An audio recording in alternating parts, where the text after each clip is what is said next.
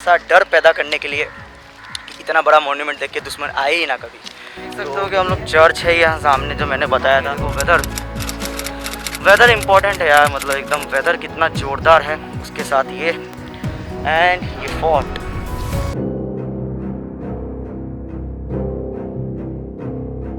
तो कुछ आत्मा दिखती होगी, क्या पता, ऐसा एक स्टोरी बता रहे हैं। अब कौन सी बात सही है क्या पता, अब हम लोग तो ये एक्सप्लोर नहीं करने वाले।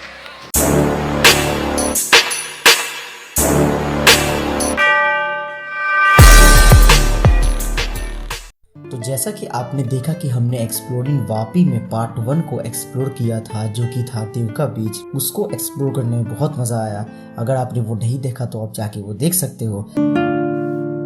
बट अब हम लोग आ चुके हैं एक्सप्लोरिंग वापी के सेकंड पार्ट में, जिसमें हम लोग एक नए प्लेस को एक्सप्लोर करने वाले हैं, जो कि वापी से ही कुछ दूरी पे है। क्या उसकी इतिहास है और क्या उसकी इतिहास से हम लोग सीख सकते हैं, आपको जल्दी पता चलने वाला है इस ब्लॉग में। सो बेटर अंडरस्टैंडिंग के लिए और बेटर एक्सपीरियंस के लिए आप ईयरफोन्स से हेडफोन्स लगा लीजिए और जुड़े रहिए आखिरी तक इस ब्लॉग में। तो ज्वाइन कर लीजिए हमको और चलिए साथ में हम लोग इस प्लेस को एक्सप्लोर करते हैं।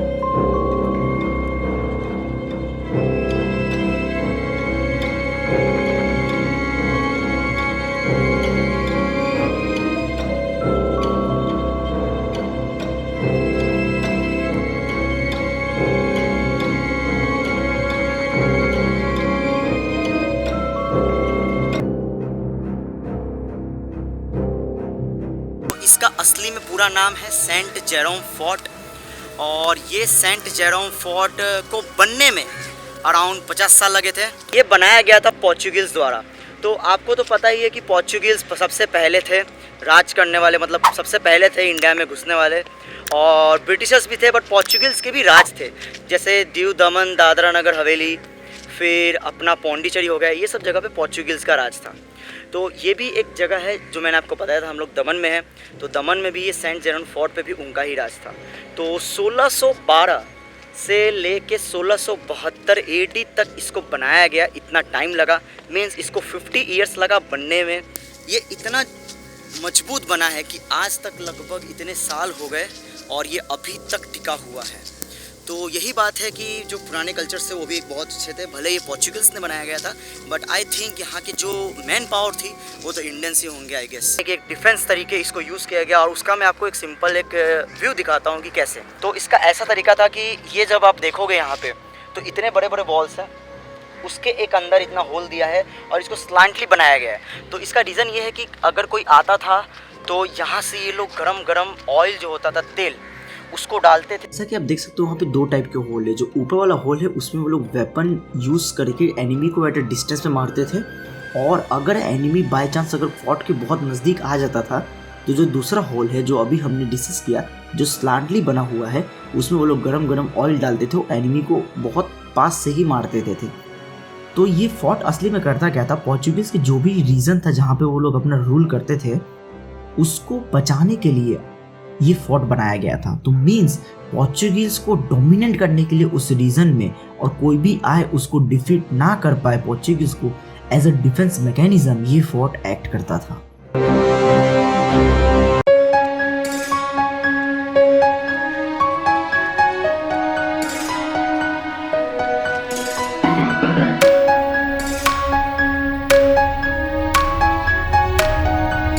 तो कि वहाँ पे भी एक एंट्रेंस टाइप का बनाया गया है। आई थिंक ये क्या है, मतलब ये लोग भी कितने बड़े बड़े गेट्स हैं। और जैसा कि आपका पता है कि इंडियन मेंटेलिटी, वहाँ पे आप देख सकते हो कि कुछ ना कुछ लिखा गया है। पता नहीं, मुझे तो ये बहुत पसंद नहीं होता कि ये लोग लिख देते हैं। और हमारे जो मॉन्यूमेंट्स, इतने अच्छे अच्छे मॉन्यूमेंट्स होते हैं, चाहे कोई भी बनाए, इंडियन बनाए कि पोर्चुगीज का बनाए कि ब्रिटिशर बनाए, एटलीस्ट ये हम लोग को एक तरह से बोले तो उनकी तरफ से गिफ्ट भी हो सकता है।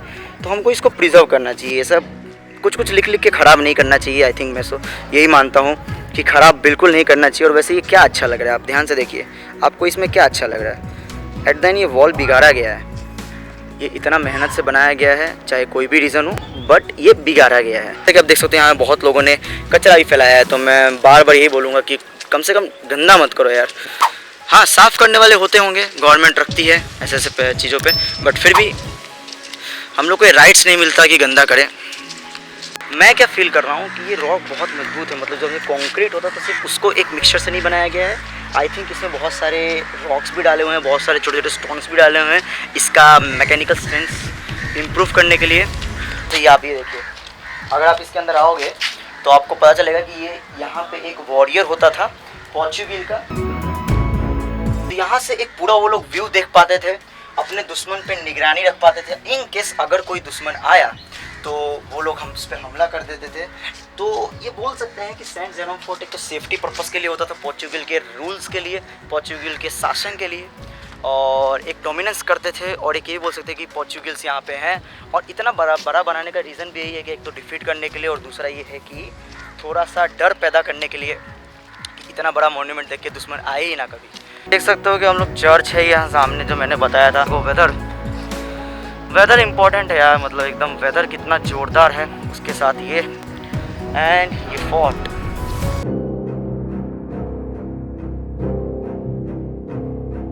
तो यहाँ पे हम लोग आगे यहाँ पे बात कर रहे थे, घूम रहे थे, तो हमें एक अंकल मिले। और वो अंकल ऐसा बोल रहे हैं कि यहाँ पे रात को अराउंड 9 to 10 क्लॉक के बाद यहाँ पे उन्होंने ऐसा वर्ड बोला कि रूहें निकलती है। रूहें मतलब आई थिंक वही आत्मा कुछ निकलती है। जो कब्रिस्तान हम यहाँ पे है, वो कब्रिस्तान में से कुछ इनको घोस्ट, कुछ आत्मा दिखती होगी, क्या पता, ऐसा एक स्टोरी बता रहे हैं। तो अभी ये फोर्ट बंद हो रहा है और उनका यही कहना था कि रात को 9-10 बजे के बाद ऐसा कुछ होता है यहाँ पे। अब कौन सी बात सही है क्या पता, अब हम लोग तो ये एक्सप्लोर नहीं करने वाले। ये एक्सप्लोर करना तो डेंजर हो जाएगा।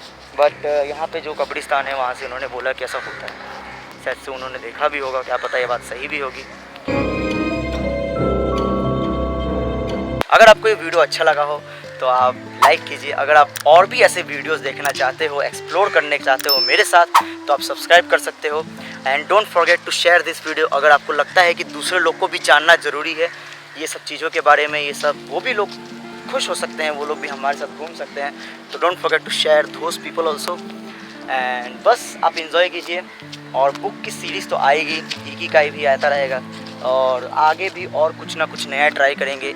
एक डोमेन के ऊपर स्टिक नहीं रहेंगे। हमेशा जो मैं बोलता हूँ कि नेचर से कनेक्ट रहिए। मुझे बहुत पसंद है नेचर से कनेक्ट रहना, मुझे बहुत पसंद है घूमना, मुझे बहुत पसंद है एक्सप्लोर करना। और जब ये रॉक को छूते हो तो आपको एक अलग प्रोस्पेक्टिव, आपको एक अलग पावर और एक अलग एनर्जी दिखती है, जो आप छूओगे, टच करोगे, तभी आप फील कर सकते हो।